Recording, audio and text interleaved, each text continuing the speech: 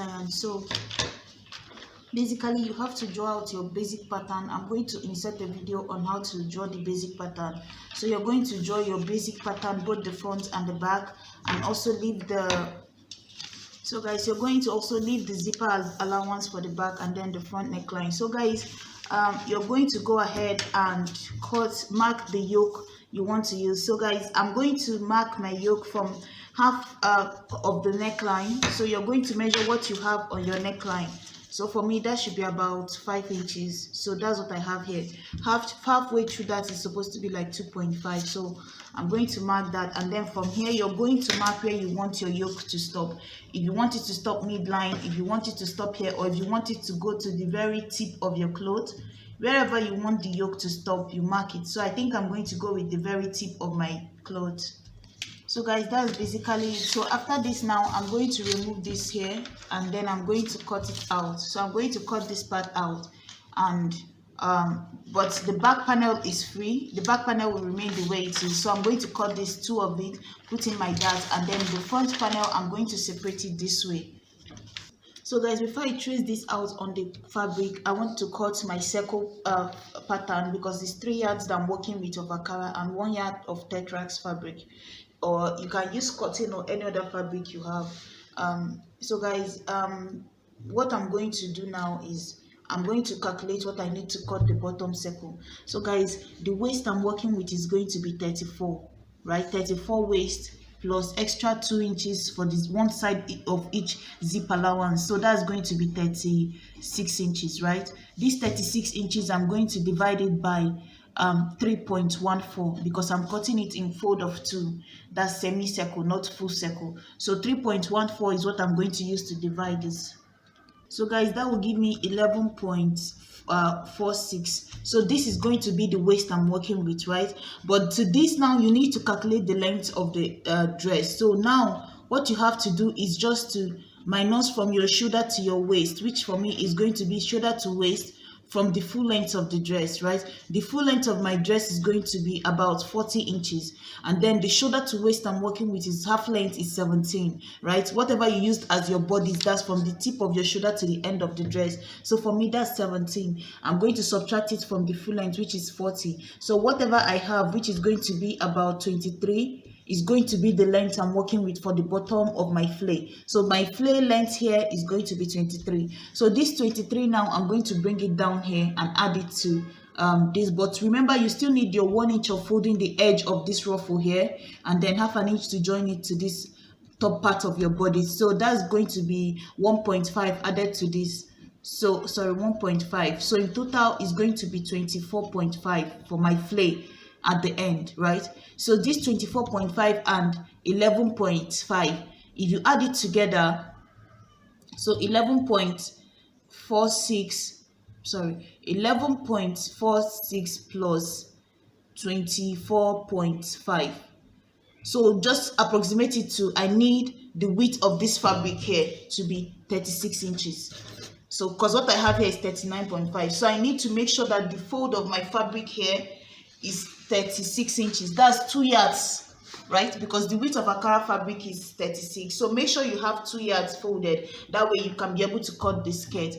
But it depends on the length you're working with. For me, 40 is right on my knee, right on the knee of the person I'm making this for. So that's how you're going to cut the length. So guys, now what I'm going to do is just to start cutting. So first, you're going to take this initial measurement that you got.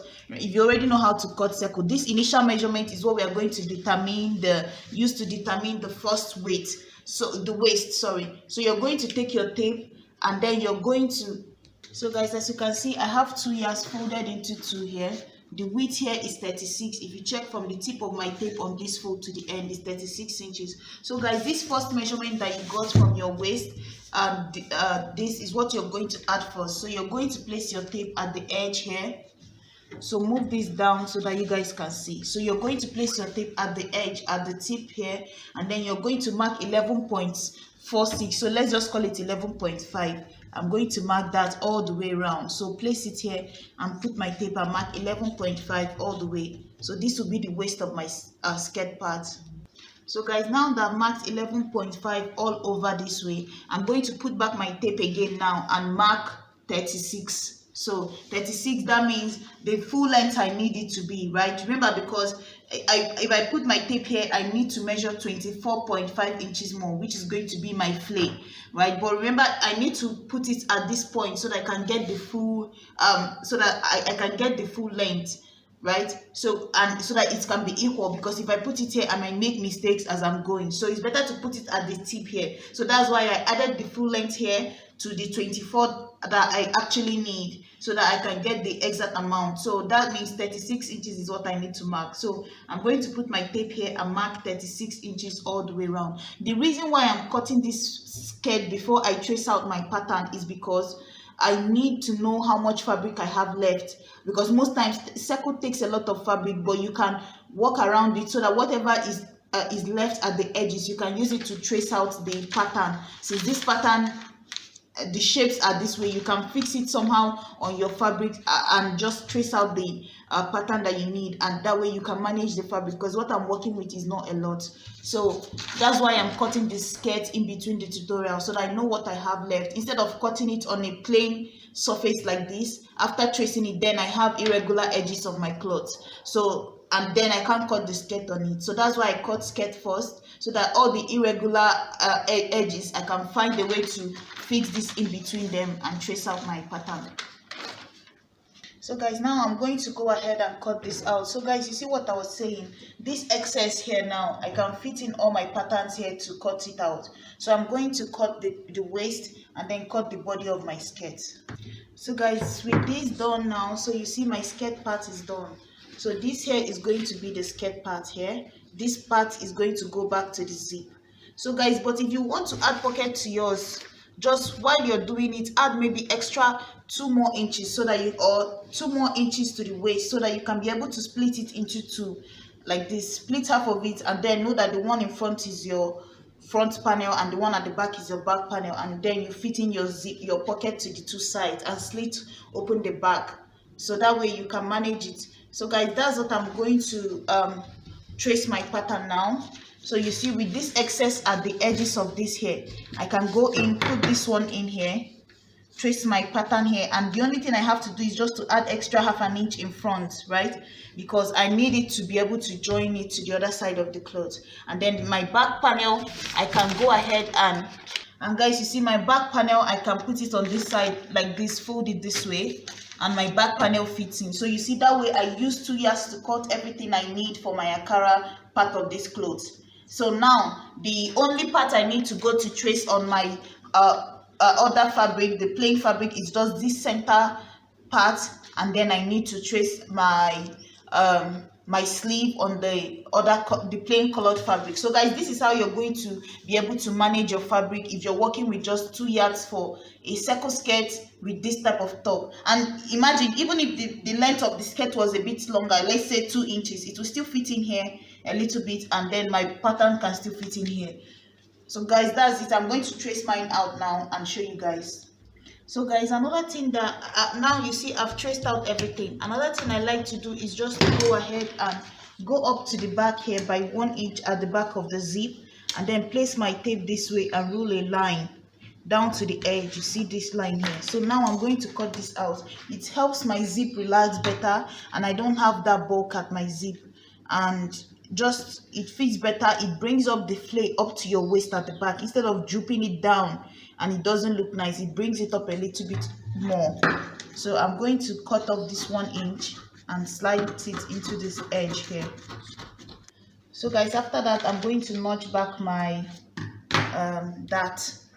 so guys, you see what I've done here.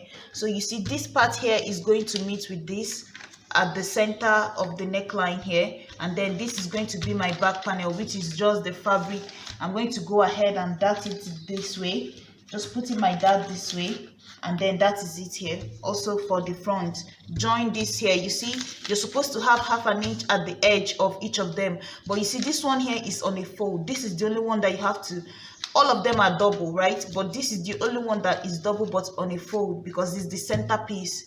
So it has to be on a fold, but it has half an inch to join it to this one. So guys, now what we have to do is to cut our sleeve. So guys, this is my sleeve here. All I have to, I folded it, my armhole measurement divided by 2 plus about 1.5 inches what I have here. So come down here, how we draw our normal sleeve. Come down here 4 inches down on a straight line. Connect these two edges. Guys, you can make your sleeve. The one on the thumbnail is a 3/4 sleeve, but this person is a teacher and they don't want their sleeve too long because it's going to be hot throughout the day, so it's like a workwear. So mark this to the end, half 6 inches halfway through this length, and then connect it half an inch on at the bottom, half an inch at the top. So I'm going to connect it this way. So this is my sleeve here.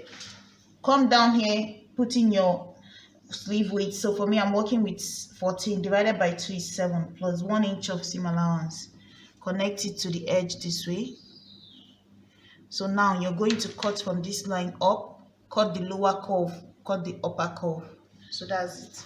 So guys, the only thing I have to do now is to couple this together, join the front together, the back together, put in my sleeve, and then the skirt part. So that's basically what I have to do. I'm going to do mine now and bring it back so you guys can see. So you see, first you join this side here, then you join the other side here to the center, because remember this center was folded into two when you cut it, right? That's why I was saying the center fold. If you open it up, you join it to the two sides. You pick your dart, you join the two shoulders, the front and the back, attach your sleeve, and then put the circle. The circle is always exactly your waist.